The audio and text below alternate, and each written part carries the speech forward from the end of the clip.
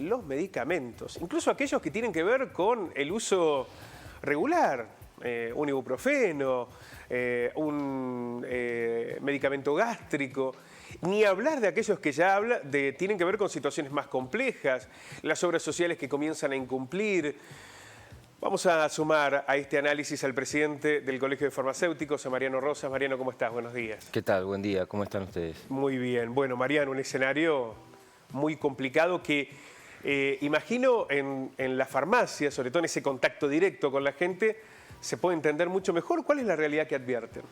Bueno, la verdad es que estamos atravesando un escenario, como decís vos, que es bastante complejo, ¿no? En donde por estos días estamos atravesando una situación de mucha incertidumbre respecto de los alcances del decreto de necesidad y urgencia en lo que hace a los ámbitos de nuestra profesión, ¿no?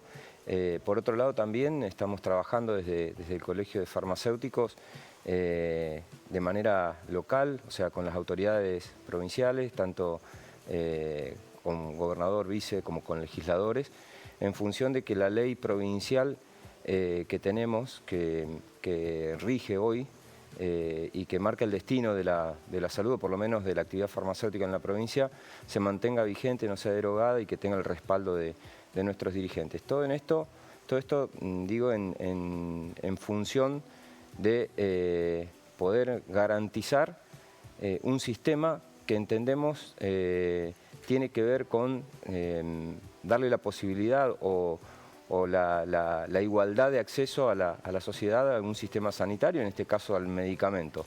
Hoy en la farmacia estamos viendo que ha habido un impacto importante, fundamentalmente en el último trimestre del año pasado, en donde en el acumulado en ese periodo supera el 110%.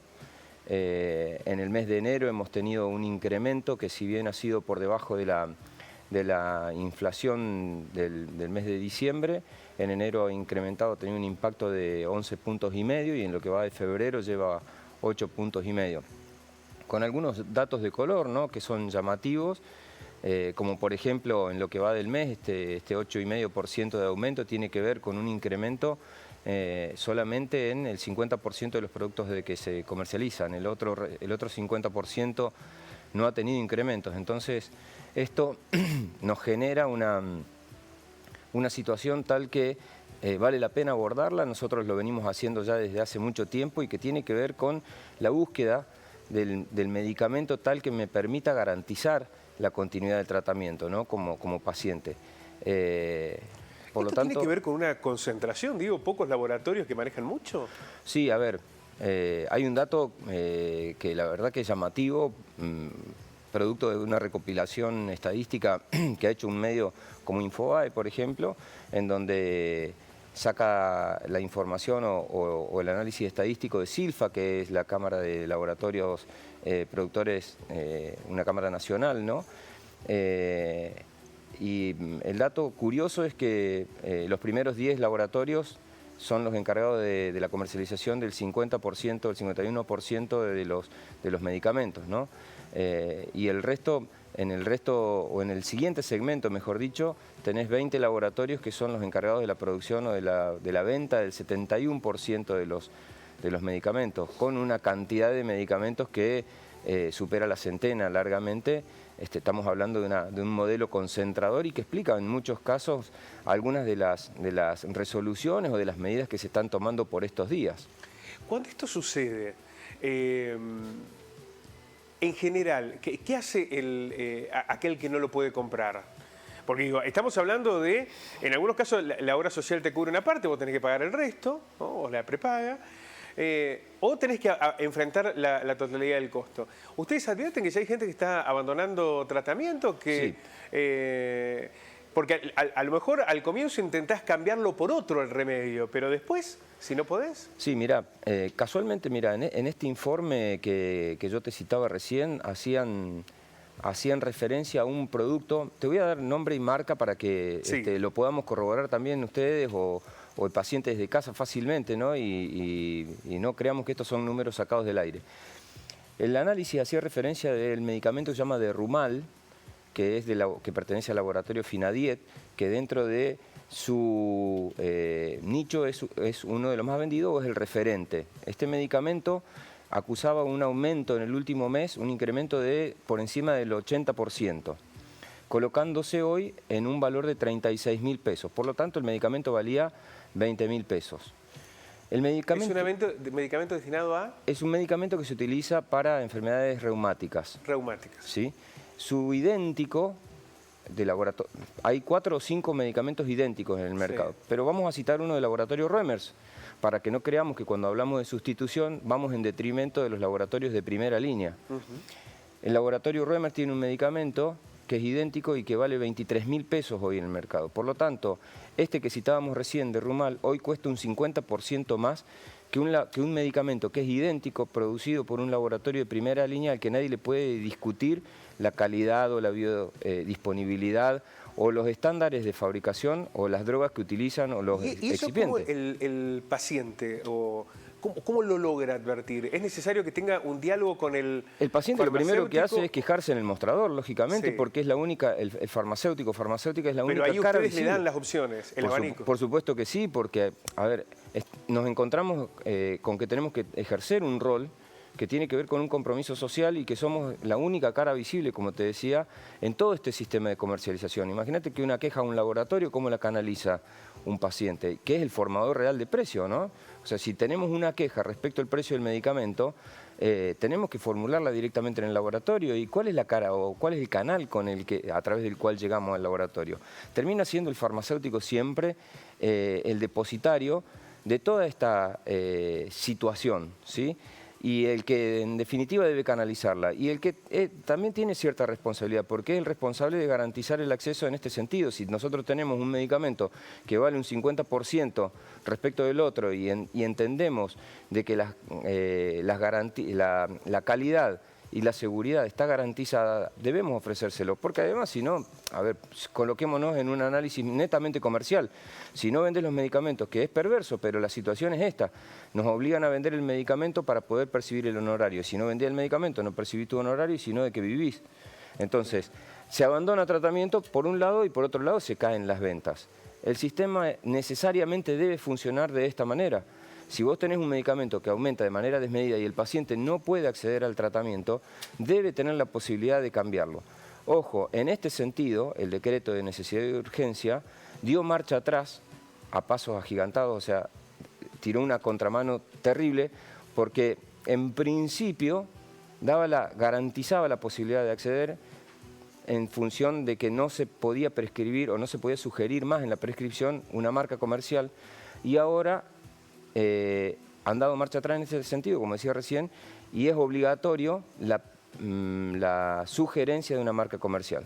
O sea, claramente se ve la intervención de estos laboratorios que marcan el rumbo del precio o de la economía en lo que hace a medicamentos, y bueno, han logrado de que bueno, el presidente, ¿no? o los encargados de tomar las medidas en ese sentido den por tierra con este avance que entendíamos que era superador, que era histórico, más allá de que estaba en la ley vigente de prescripción de genéricos, tenía esta postilla que tenía que ver con que se podía sugerir una marca. Nosotros entendemos que toda vez que se sugiere una marca, se echan por tierra todas las otras, dejando en góndola solamente la marca sugerida, porque hay también una impronta en el consumidor, en el paciente, que tiene que ver con que la marca que se le sugiere la adopta como la marca que tiene que consumir o como que es la única a la que debería acceder, porque si no, bueno, estaría so pena de algún pecado capital. No sé.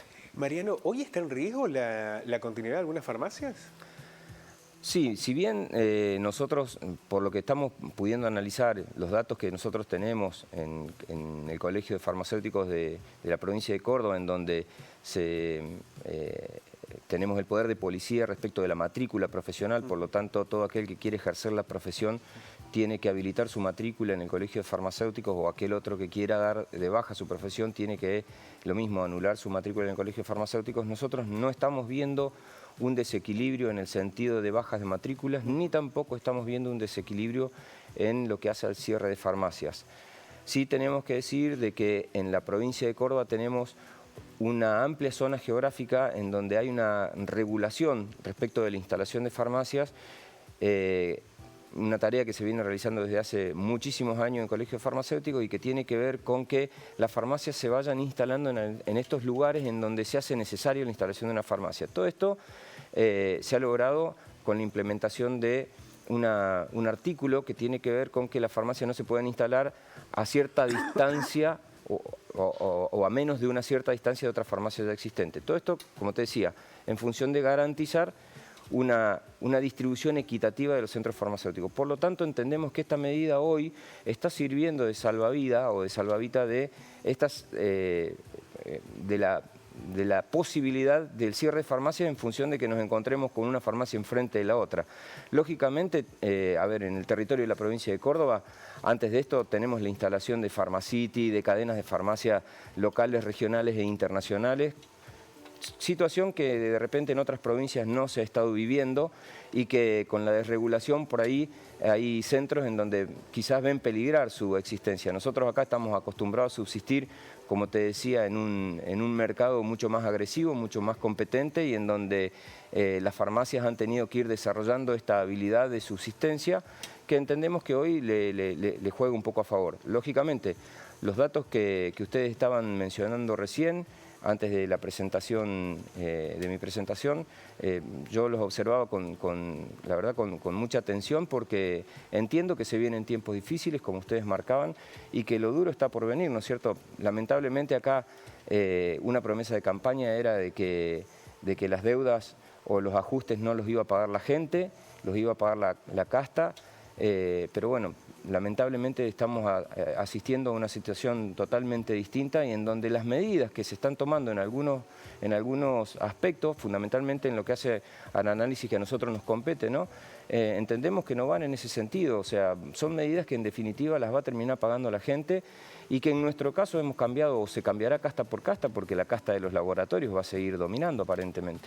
Bueno, es lo que se ha preservado, ¿no? Porque la inflación es eso, ¿no? Es una transferencia de recursos de un sector a otro. Inevitablemente aquí no todos se están perdiendo, ¿no?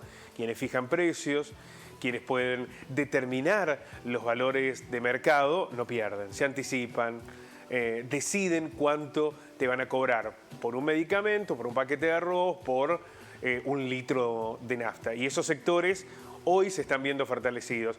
Y hay que decirlo también, Mariano, quiero consultarte si tenés la misma percepción en los medicamentos. Las alimenticias eran los sectores que más ganaban antes de esta devaluación. No es que tuvieron que subir el arroz o los fideos porque venían perdiendo, no, venían ganando muchísimo. Las petroleras venían también ganando mucho. Fíjense el nivel de cartelización de las petroleras, que cuando aumentan todas juntas, el mismo monto y a la misma hora. Digamos, ahí no hay libre mercado, hay un acuerdo entre ese grupo de petroleras que manejan todo. En los medicamentos, los laboratorios venían perdiendo, la venían pasando mal y por eso tuvieron que subir tanto los precios.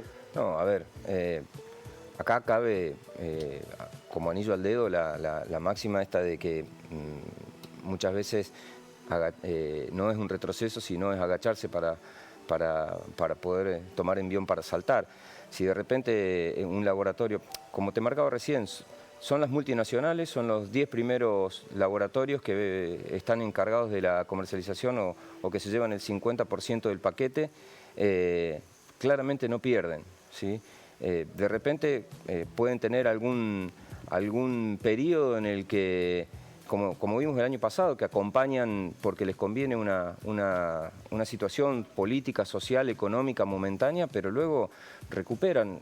Se encontraron con que durante los meses de agosto, septiembre y octubre no tenían la posibilidad porque el gobierno no les daba acceso al dólar oficial para poder cumplir con algunos productos de importación. Luego cuando vieron que, por lo tanto, lo tuvieron que hacer a valor de dólar divisa. Recordemos que el dólar oficial estaba pisando los 400 pesos y el dólar divisa por encima de los 800, o sea, prácticamente el doble para poder acceder a esta moneda de intercambio. Cuando vieron prácticamente definido el panorama electoral, se terminaron los acuerdos con el gobierno vigente y pasaron a precios esta pérdida, ¿sí? Inmediatamente. Por lo tanto, como te decía recién, el dato que te tiré al principio de un 110% acumulado en 3 meses significan aumentos reiterados de por encima del 25% por mes.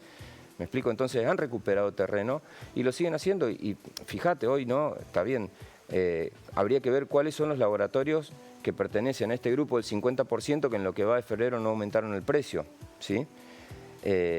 Pero hay un grupo que todavía no lo ha hecho, que de repente durante los meses de octubre, noviembre, diciembre y enero del 24 han hecho una recuperación de valor de mercado, por lo tanto debe ser que entienden que no es necesario este incremento para poder seguir siendo competente. Y estamos hablando de productos de primera línea. Recién en el ejemplo que te marcaba recién, estamos hablando del laboratorio Finadiet y estamos hablando del laboratorio Roemers, con diferencia de precio entre uno y otro de casi un 50%. Bueno, esta es la realidad de la Argentina hoy, ¿no? Y que usted vive, naturalmente padece, lamenta al momento de tener que ir a una farmacia y encontrarse con que los medicamentos que no puede postergar o aquellos que formaban parte de su vida cotidiana hoy resultan prácticamente inalcanzables. Naturalmente vamos a seguir con este tema. Mariano, muchas gracias. No, por favor, gracias a ustedes, hasta cualquier momento. Mariano Rosas, presidente del Colegio de Farmacéuticos, y el drama de la suba de los medicamentos. Vamos con más noticias.